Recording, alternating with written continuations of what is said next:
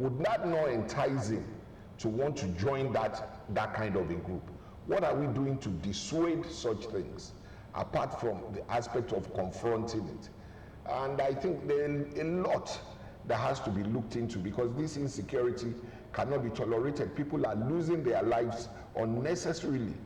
And our youths, if we are not careful, it cannot become the social norm for the country. It's a bad precedent. All right. For me, thank you for that insightful one. But for me, you know, it's come to a stage that I realize that insecurity as it stands in Nigeria today, if you agree with me, it's not what we can stop talking about, because we've gotten to a level that, you know, recently it was on the news, the kidnapping in Niger State, Kebbi State, and a church in Kwara, and we're beginning to see several of these events happening, coming towards this side of the country. Initially, it was on the north that we believe was not so safe, but now we are not all safe in the country. So let me look at coming back to what the southern governors have come together to talk about.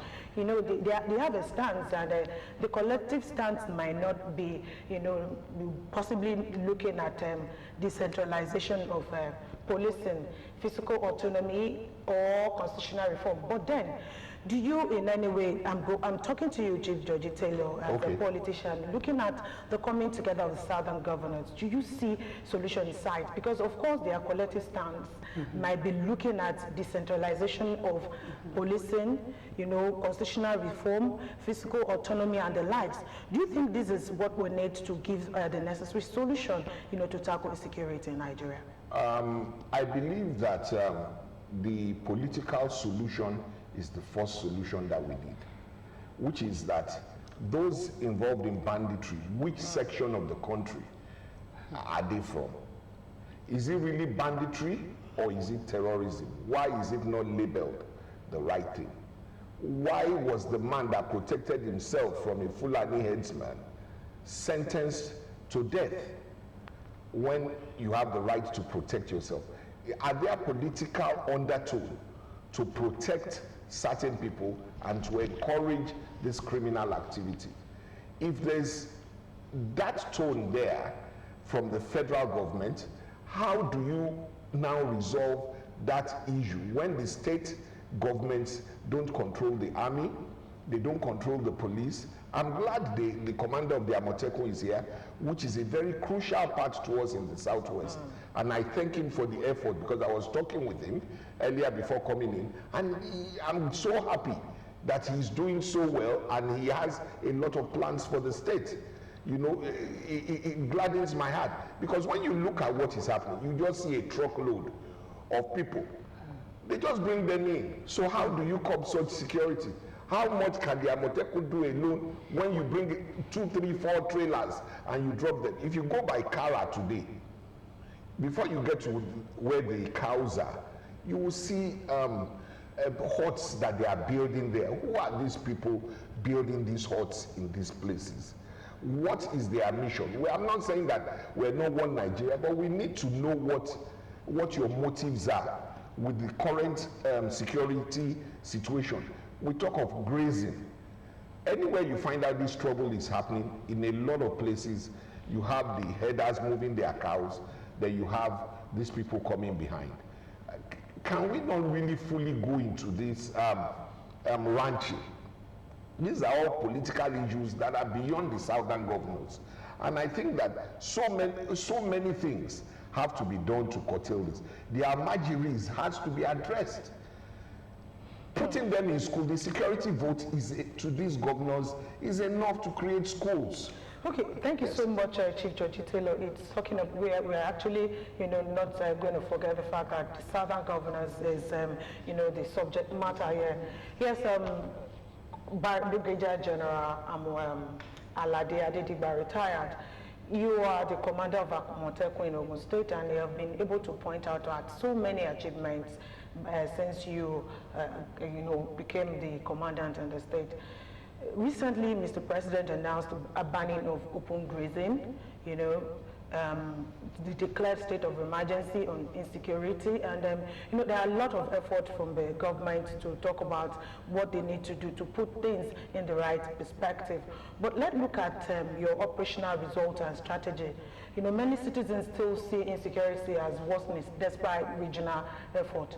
What exactly is the problem?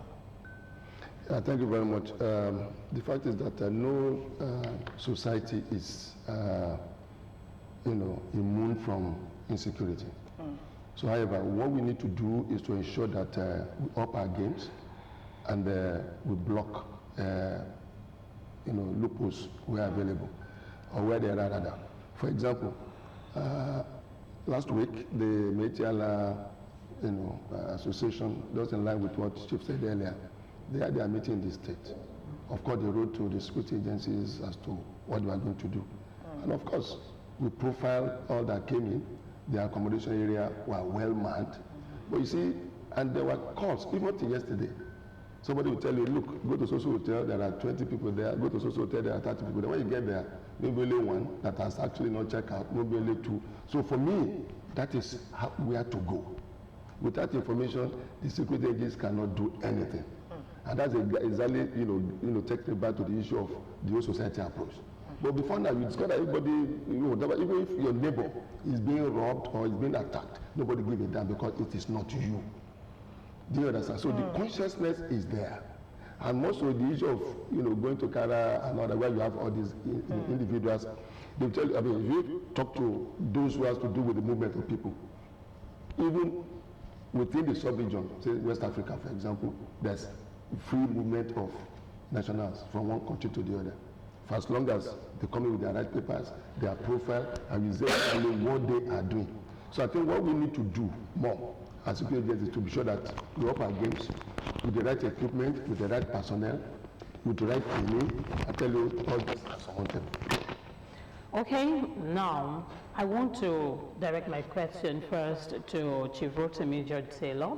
You mentioned something about the Almajiris and people coming in from the northern part, but because I feel some Westerners too, our people here, are also perpetuating some evil, but they feel because all attention are on these people and then we are not really focusing on them, they are perpetuating their own evil along with these people. We have kidnappers who are Yorubas too. We have those from the southwest who are doing this kind of thing, kidnapping people, collecting ransom, and because attentions are not on them. This is really helping them carrying out their nefarious activities without anybody suspecting them. So I just want you to also speak on all unscrupulous elements that are within the Southwest as well. Because if we say that we don't have such within us, we're just deceiving ourselves. Yes, I believe that even in the East, when you read a lot of stories about the East, you have a lot of people that they talk about kidnapping and being arrested, and you find out that they're not Fulani headsmen. They have, I'm not trying to talk of any tribe in Nigeria or stigmatize any tribe, but we're looking at the percentage. I want a solution for the North. I don't want to even criticize them, even if the majority of them come from the North. It's not a problem. They are part and parcel of Nigeria, and we must help them to come out of it. How do we help them? If they don't even want education, what of youth training?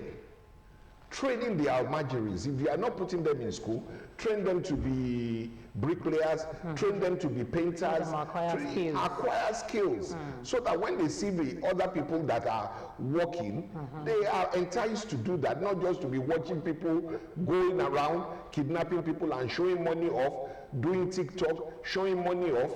And I think we are sending wrong vibes to our youth, which is really discouraging to me. Education, like the general beside me now, these are things we should emulate. To be a general in the army, when he was talking about the progress he has made in Ogun State, he almost led into an argument, but I'm so happy. I'm elated that Ogun State government has done so much in terms of trying to secure the people, but I still think there's more they can do. Okay, before I ask them the next question, we'll have to go for a short break right now. We'll be right back.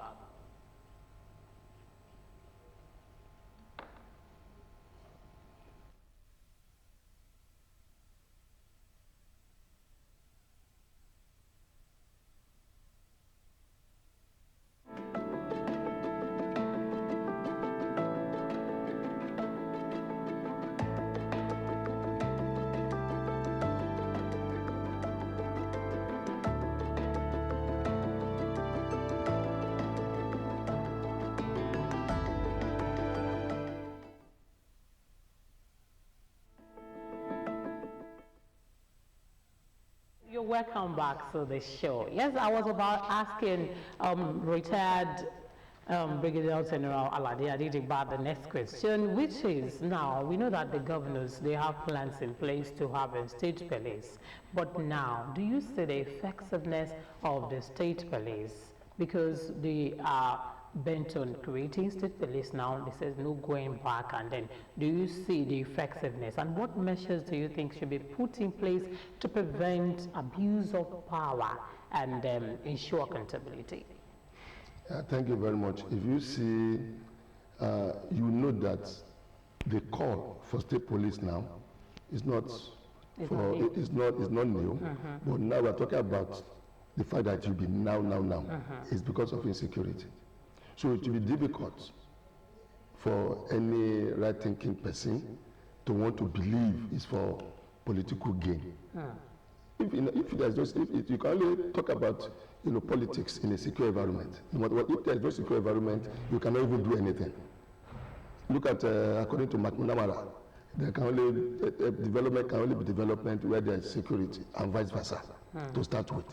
So I want to believe for the governors and even the state, the country as well, to come together and agree that there is need for state police, is to ensure that we have a secure, state. That is very paramount before you can even think of, any abuse use of the state police. So, and I want to believe that in putting this together, there will be a lot of policies in place in terms of formulation and implementation, to ensure that no state governor or government will want to come up and say, okay, no, I want to use this to harass my opponent and all that. I don't think that is the way to go.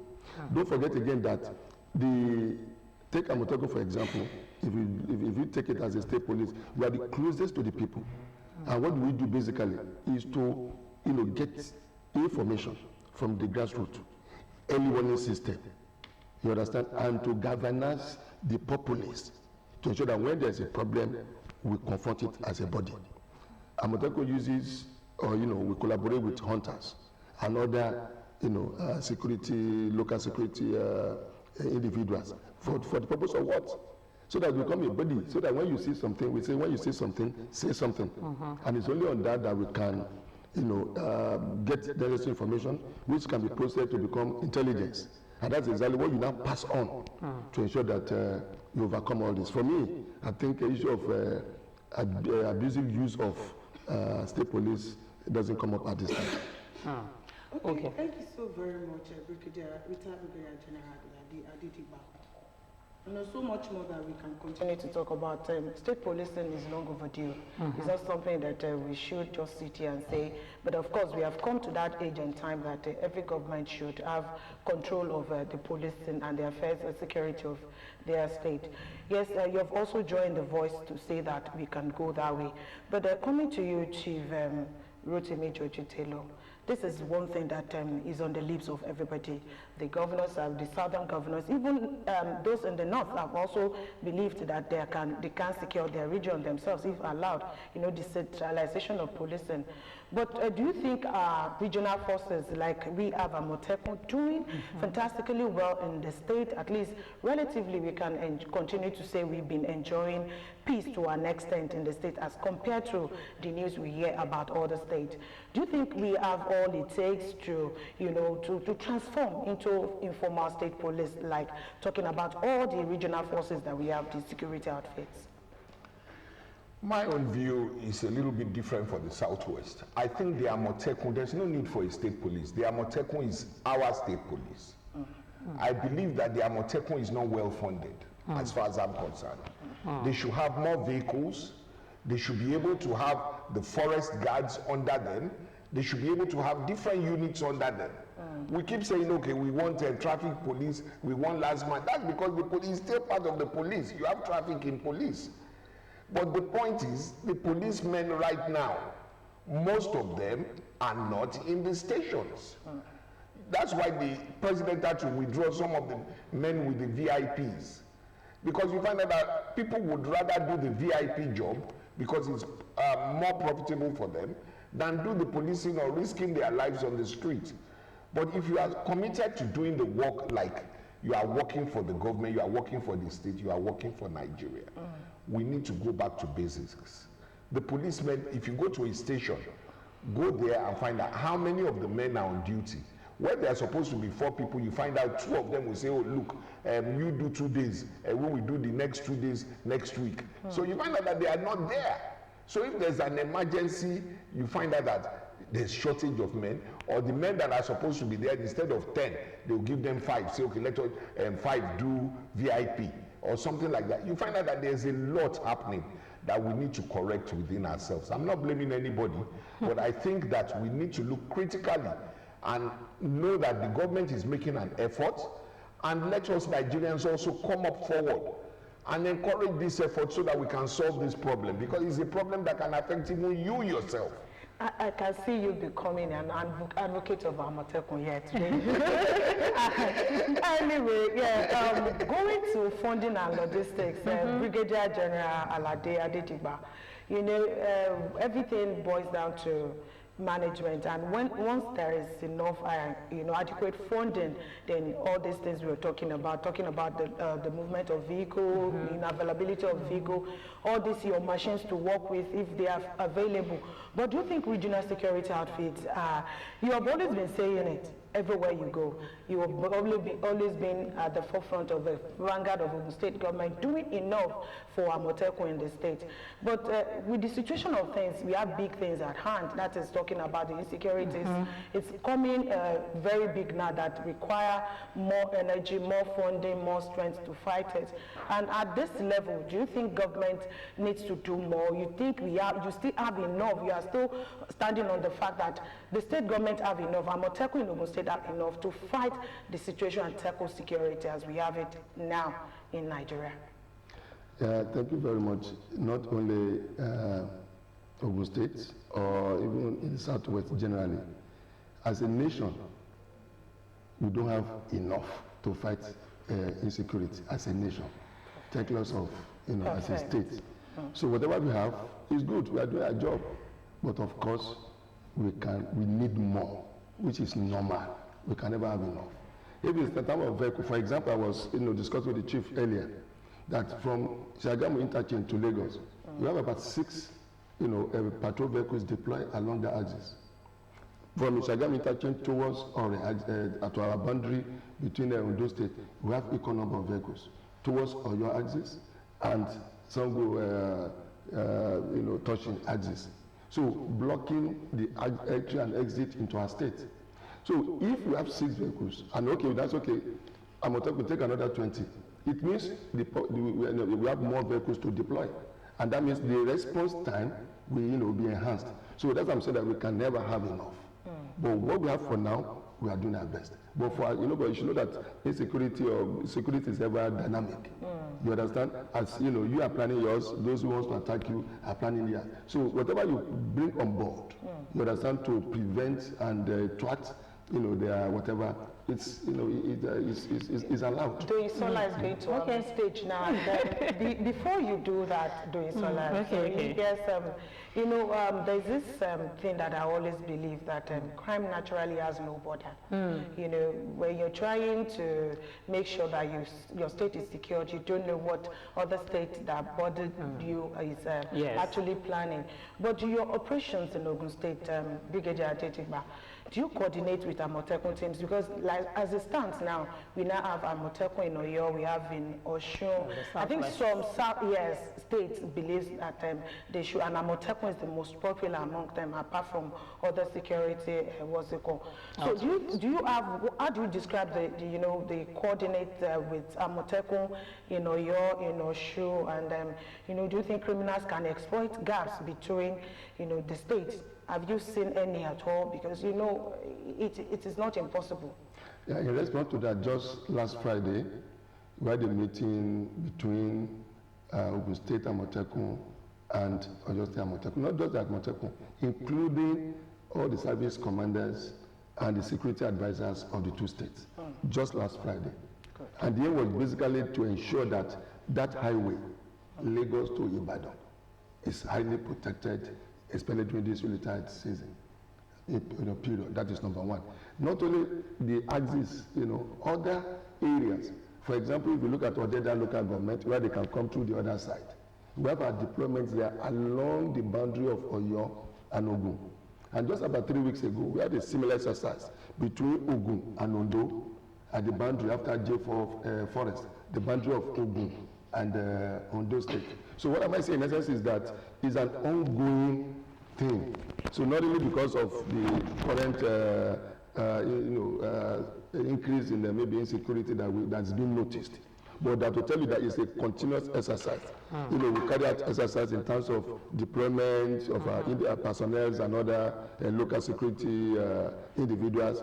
And Ondo is doing same with Osun. Ondo is doing same with Ekiti. Just as Oyo is doing same with Osun and others. So it's an ongoing thing. So we do all that. So and the idea is to ensure that nobody, criminal infiltrates from one state to the boundary to the other state. Yes. Okay, talking about the border security now, we're talking about the border states within the Southwest. You know that some of the states in the Southwest, the borders, but even outside the country, like Ogun State, we have border that leads to Niger Republic and the rest. So how do we man those places effectively? Because it is one of the things that was agreed upon too by the governors. So now, how do you see the local communities building trusts and promoting cooperation within them to make sure that our borders are being manned? Because you know that the communities are the next to the borders. There are some places that you cannot really get there easily like that, maybe because of the road or because of the way the place is now. So how do you see the communities coming together to make sure that this is achieved? Yeah, thank you very much. If you look at it, about 70% of Benin Republic border with Nigeria lies in Ogun State. There's no doubt about that. And based on that, a lot of is ongoing. If you look at the axis of Ikpokea, that axis, there are a lot of federal presence in terms of immigration agency, the custom, the police, and even the army. Going through, looking at it, looking at Wode Nigeria Army Battalion in Wode. At the other end here, which is Mekwafon axis, you understand, we have other deployments there too. So there is that synergy between Amotekun in those, especially in this Mekwafon, and the police across the border. So that synergy is there, and it's not only about Amotekun, the customs, immigration, and the police are also there. So, and again, based on what he's doing, that trust, that has actually built the confidence in the populace, to ensure that these guys alone cannot do it alone. We need to cooperate with them. Because at the end of the day, they are the basic beneficiaries of a secure environment in the axis. If there's a problem at the border, before you think of coming to the state capital, a lot will have gone down. So the people are now being conscious that we need to support our security agencies. We need to give information. There are lots I may not be able to say on air in terms of what we have done You know, at times you see those guys, the police from the across the border, you know, driving people in, or you see maybe these bandits going across the border to go and kidnap and wanting to bring them in, and you see Amotekun and other security agents are getting them arrested. So all that are going on, but they may not be, you know, too known to the populace. But these are things we are doing. Okay, now, I am happy that is happening, but you know that the collaboration of the traditional rulers too can help in securing a particular place. And if the traditional rulers are not really involved, I want to direct this question to Chief Rotimi George Taylor, that if the traditional rulers are not really being involved in this security issue, you know that it can affect. But before you answer that question, I want to quickly go for a break.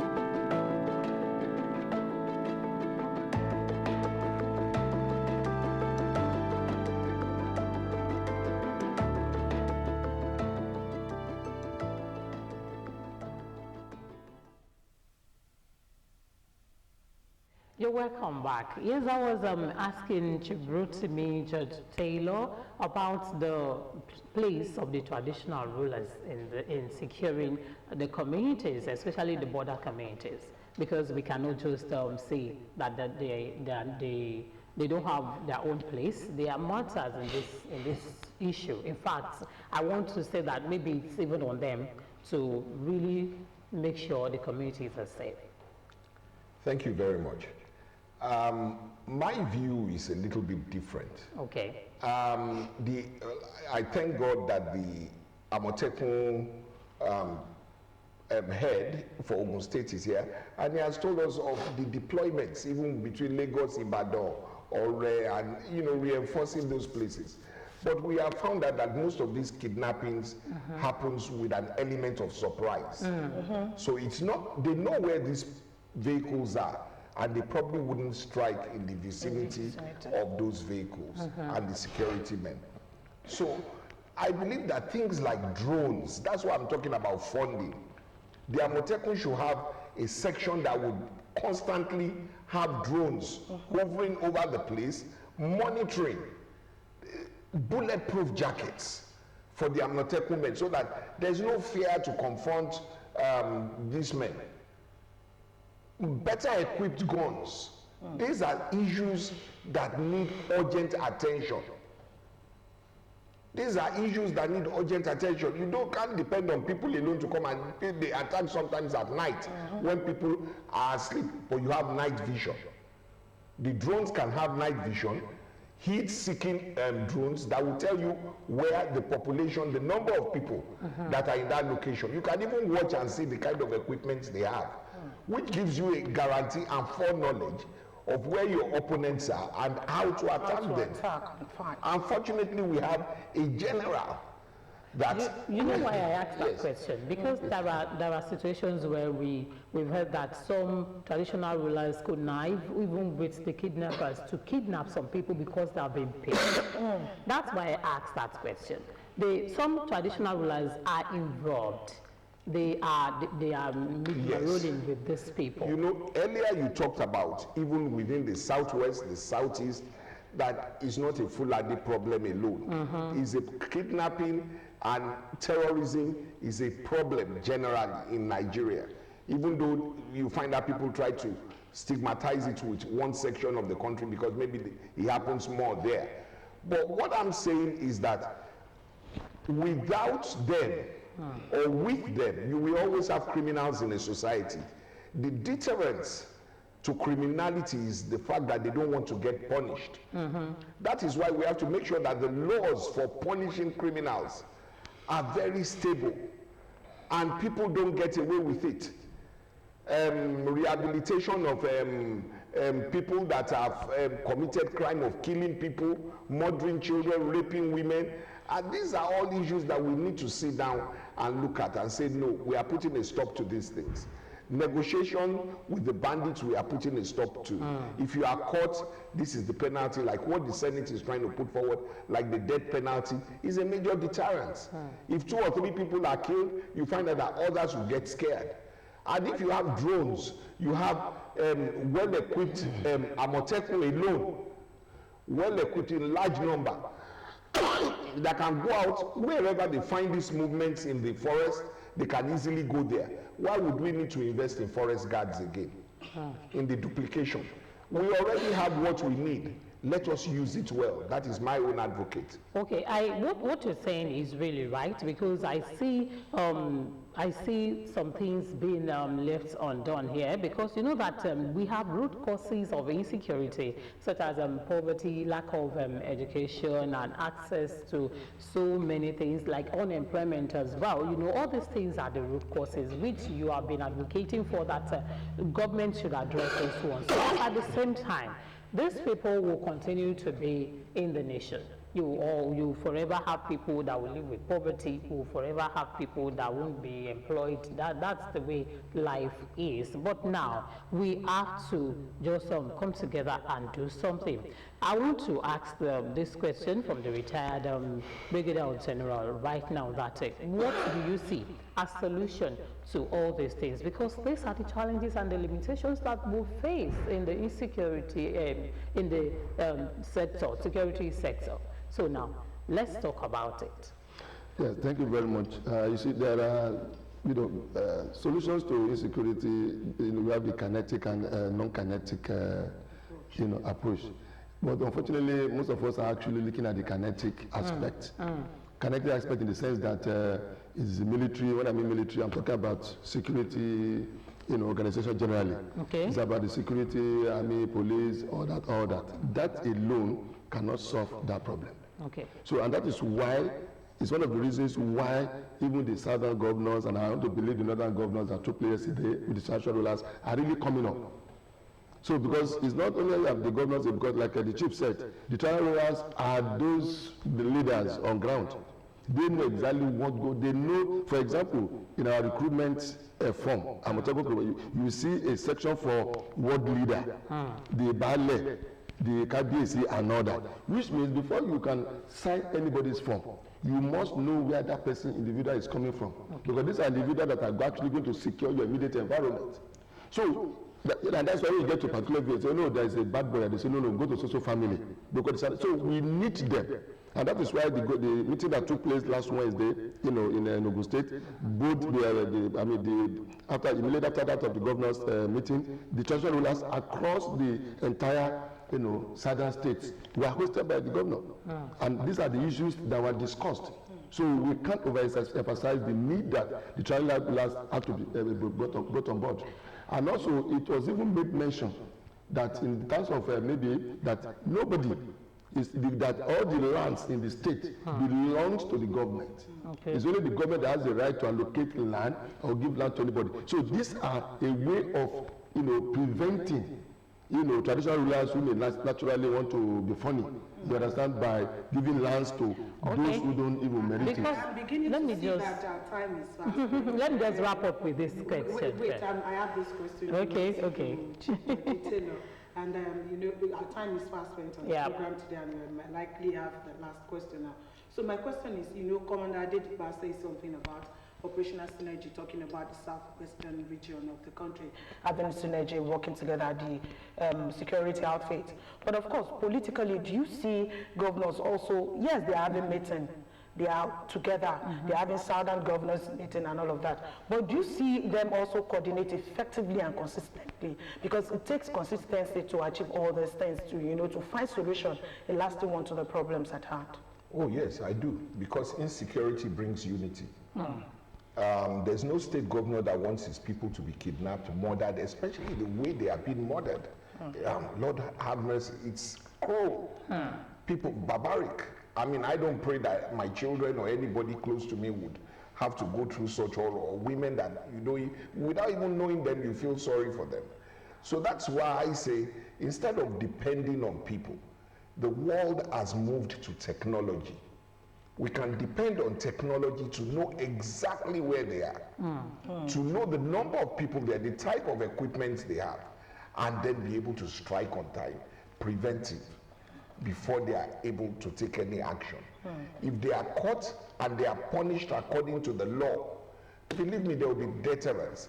On the other aspect, like people that are jobless, let's have more training for people. If you have training, you know how to do shoes, you know how to do carpentry. If you find out that the aspect of stealing is not working, or banditry, or kidnapping, you go back to what you know. But when you are not useful to yourself, and education is also not there, education is high. So then that means you are not productive, you are not useful to the society, and it leads to crime. That's my opinion on that. All right, so we will believe that our governors will continue to engage themselves with these time-to-time meetings, because when this is done, we are able to, you know, capture all these, you know, criminal elements in our society. Sola, you have the stage. Oh, okay. No problem. I'm glad you were able to at least sustain this show. Well, we just have to wrap up. But before we go, please, in 30 seconds, retired Brigadier General, I just want you to say something that you feel should be done generally by everyone. Well, whether we like it or not, information is key. And then, like I keep saying, I said, look, no secret agency is Babalawo, which means you need information from everybody. And this is what is being processed to intelligence. And that's exactly what we need to ensure that we overcome the insecurity within the state and outside the state generally. I think has the metaphysical powers. Okay, we just have to call it a day today. Thank you for watching today's episode of Roundtable. Sola Gumbadewa is my name, and of course, Morenikeji Shobaloju. She also managed today. Yes, thank you so much, Sola, for holding forth here. It's nice being on your screen today. And of course, next week is another day. Yes, if you have the opportunity to speak with Mr. President or the National Assembly, one reform will be in your mind. What would that reform be? Talking about insecurity in Nigeria. On that note, I want to say thank you to our guest on the show today. Yes, and bye-bye. To come your way again next week. My name is Morenikeji Shobaloju. Have a lovely day.